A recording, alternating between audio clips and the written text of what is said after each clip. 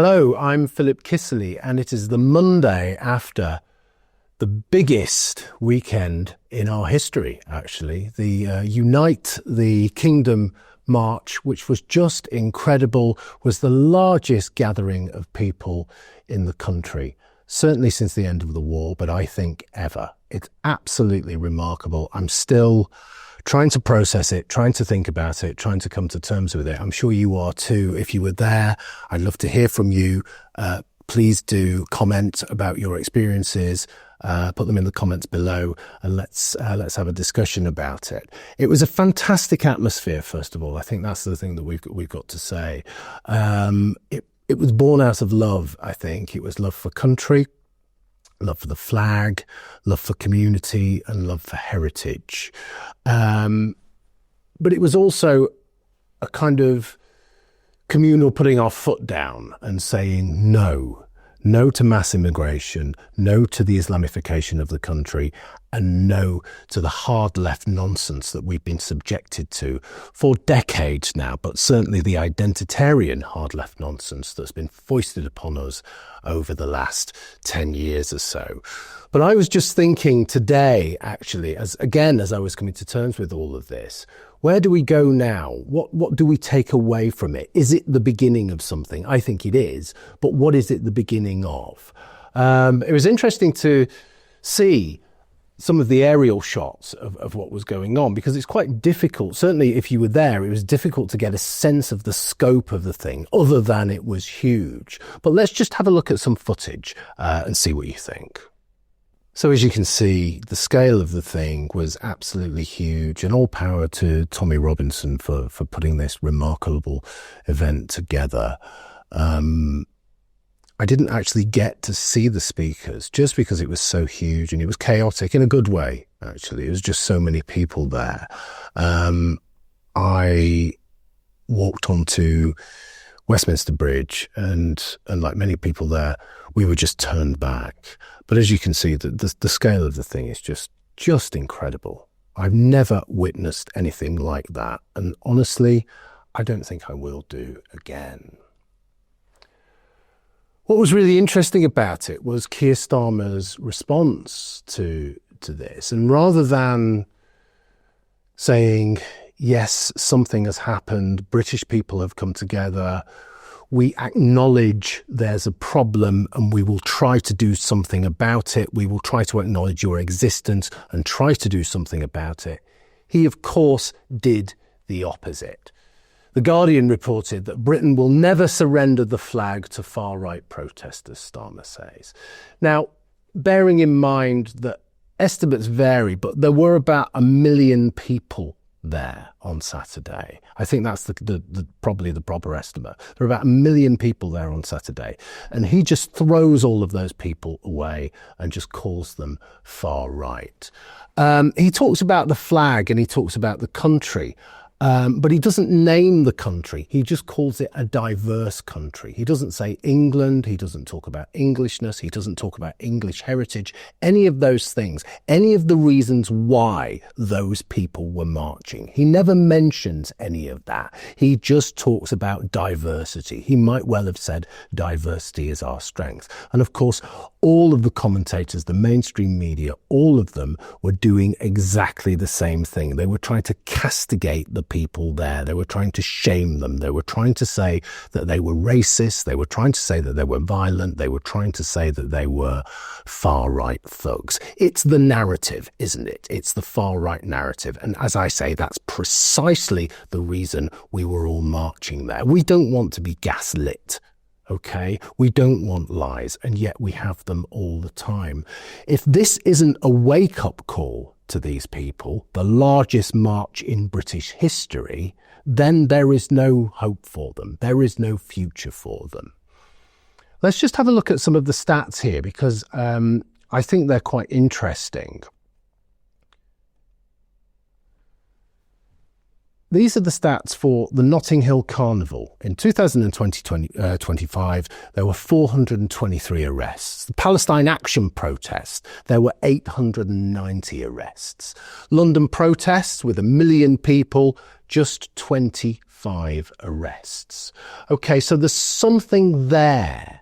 Okay, there's something very clear. We are saying that we want to celebrate Britishness. As I say, this comes out of love. This isn't nasty. This isn't fighting against something specific. This is just saying we want back what is ours. So there's something quite wonderful about that. And those statistics speak for themselves, but you won't find them on the mainstream media. The problem is with these people, they never learn, okay? And even when they do kind of get it right, and they say, they acknowledge, the mainstream media acknowledges that, oh, there were people there and it wasn't all horrible and it wasn't all violent and they had something to say. There is something still really condescending about it. And there is something really, what's the word? Shocking. That they feel that it is shocking. Just have a look at this footage from Sky News. It's Trevor Phillips, and it was on Sunday, and he's talking about it.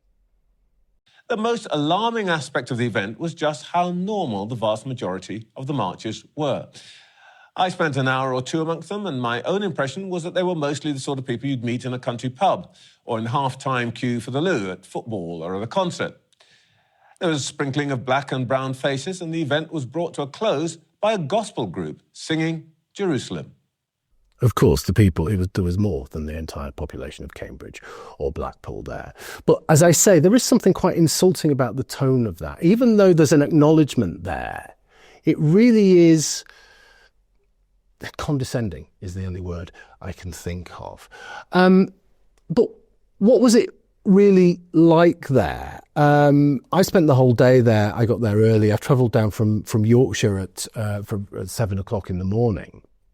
And the feeling I had when I was walking through the streets of London with all of those people around me was actually one of safety. And I've never really had that in London before. I certainly haven't had it over the last decade or so.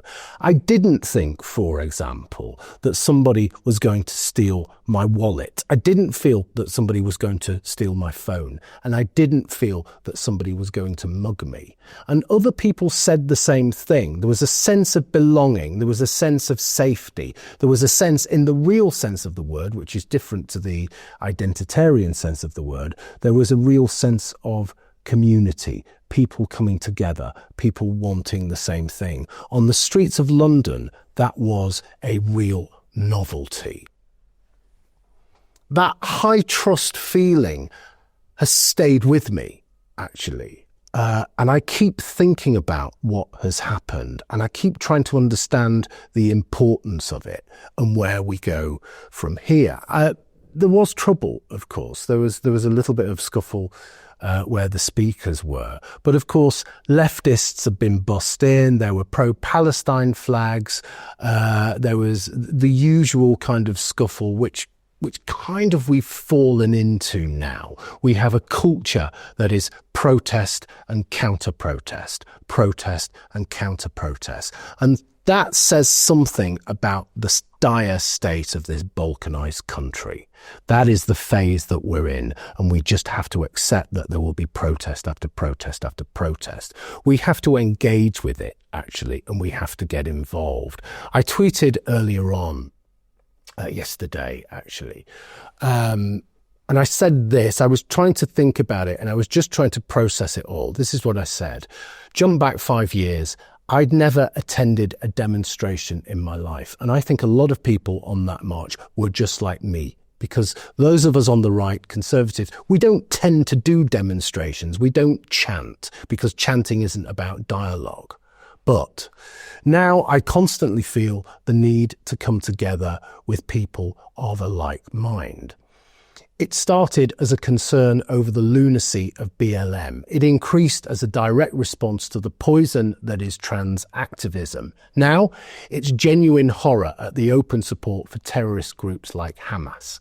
Put simply, these deranged causes, and others like them, combine to represent a threat to my country. As such, they are a clear and present danger to me. I think most people on that march felt all of those things. I think most people on that march have had the same kind of experience over the last few years. I've been through a cancellation. I talk about this all of the time, but it's still in my mind. I shared that with those people. I know because I talked to them. There was a really interesting sub-theme as well. My God, it's been a week for news, hasn't it? But the sub-theme for the whole thing, underpinning the whole thing in lots of ways, was the murder of Charlie Kirk. Now, I'd spoken about this last week on various outlets. And again, I'm still trying to come to terms with that. One of the awful things about that slaughter, that public slaughter, and what was he doing? He was just going around the country debating, so he was killed for his ideas. One of the awful things about that was the response to it, the deranged response from the psychopathic left. They loved it. They are reveling in it. They are laughing at it. This man was murdered in cold blood in front of his wife and children. The thing about the march, which was so important to me, was that people actually took time to think about what had happened. They took time to pay their respects to Charlie Kirk. They understood what he stood for. And this, of course, was about freedom of speech. The march was called the Freedom of Speech March, the United Kingdom Freedom of Speech March. And he stood up time and time again for freedom of speech. Again, I said we'd moved into a different era now, and we have. This is the era of protests and counter-protests. But first of all, these people were cancelling us. Then they were taking away our liberty. And now it seems it's fine for them to kill us. Okay, so we have to process that, and we have to take that very seriously. Part of doing that is rising up and acting in unison. And what was amazing about this weekend, really amazing about this weekend, is that we did that, and it went off pretty much without any trouble, apart from the far left. There were so many people there. There were far more people than the police could ordinarily cope with. But it went off well, and people just came away euphoric. I'm still euphoric now. You might be able to kind of guess, actually, but I'm still euphoric now. And this is Monday. We're recording this on the day it goes out. So we have a proactive vision, I think, of our culture, where we are getting involved with what's happening. It's amazing to get together and pretty much take over the capital city with other people. I've never seen so many flags. I've never seen so many Union flags. I've never seen so many crosses of St. George, but there were other flags there, Welsh flags, Scottish flags, there were Israeli flags there were stars and stripes, there was everything. It was such a fantastic day. And we have to think proactively about culture and how we take charge of that culture, because we are seriously now looking at a reform government in 2029, if not before. So there is something we have to do. We have to think about how we go about reclaiming our own culture. Now, we reclaimed the flag. That absolutely goes without saying after the weekend, but we have to do more. Yes, we have to fight online, but we have to go into our communities. We have to go into our neighborhoods. We have to take the spirit of this weekend and translate it actually into everyday doing. So we need to be involved with schools. We need to be involved with community centers. We need to be involved with young people. We need to go to church.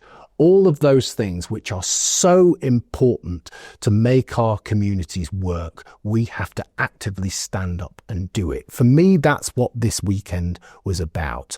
And the reflections afterwards are also about that. That is where we go from here. This is classic small c conservative stuff. This is Burkean. This is all of the things that contract between generations, because what we're doing when we're going out marching and what we're doing when we're working in the communities is actually thinking about our children, thinking about the next generation and what we are going to leave to them. So there's something to think about there. This is about being English, and that Englishness is so important. This country is England. It isn't, as Keir Starmer said, just a diverse country, another diverse country. That means nothing to me, okay? And I know it means nothing to you. Interestingly, Matt Goodwin tweeted today that the Labour Party is now polling at just 19%. That is incredible. That is remarkable. They are practically falling apart at the seams before our very eyes. Now, we're heading towards winter. The economy is tanking. People will get more and more restless. They will become much more angry. I don't blame them. I feel incredibly angry now. And we're at the beginning of autumn. God knows what's going to happen further down the line. But the government, the mainstream media, the elites, all of them are losing control. And they don't know what to do. They simply do not know what to do. I think our job is to absolutely pile on the pressure, maintain that pressure, really push back on them. If we are looking for a reform government in 2029 or before, as I say, we need to help that process along. Thanks very much. Hello, please excuse this brief interruption, but I'd be really grateful if you could please hit the subscribe button and subscribe to our channel. Our mission is vitally important, and we must grow this channel to ensure that our content reaches the biggest possible audience. The best way to do this is for you to subscribe. It's totally free. And in addition to subscribing, if you're able to donate or join our membership scheme, please click on the link in the description or visit our website, newcultureforum.org.uk. We've got great plans ahead, but we can't do it without your support. From only £4 per month, you'll receive a range of perks and benefits, including exclusive content. Thank you.